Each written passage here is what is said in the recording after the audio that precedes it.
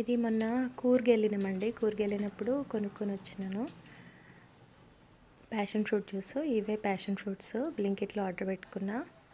Passion ఫ్రూట్ది pulp ఇదిగో ఇట్లుంటుంది. ఈ pulp లోపల షుగర్ వేసి వాటర్ పోసి తాగేయడమే. సూపర్ ఉంటుంది టేస్ట్, స్మెల్ అంతా. చిన్నప్పుడు మేము ఆ స్మెల్కే దాని పేరు ప్యాషన్ ఫ్రూట్ ఉన్నా కూడా మేము రస్నా ఫ్రూట్ అనేవాళ్ళము. ఈ స్క్వాష్ దీన్ని వాటర్లో కలుపుకొని తాగేయడమే డైరెక్ట్. దాంట్లో షుగర్ అంత ఉంది. ఇట్లుంటుందండి ప్యాషన్ ఫ్రూట్. ఇది 2 days అయింది, అందుకే కొంచెం ఇట్లా షింక్ అయింది. కాకపోతే ఇంకా నిగనిగలాడుతూ ఉంటుంది.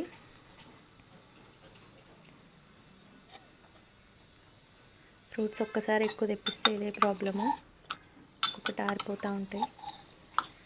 ఈ పల్ప్ లోపల ఇట్లా సీడ్స్ ఉంటాయి. సీడ్స్ కూడా క్రంచీగా ఉంటాయి.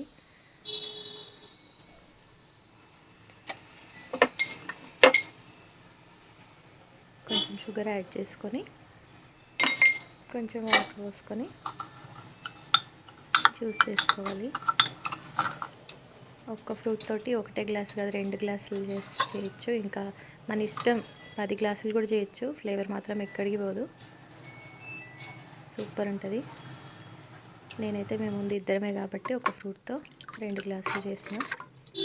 వాటర్ పోసేసి షుగర్ వేసేసి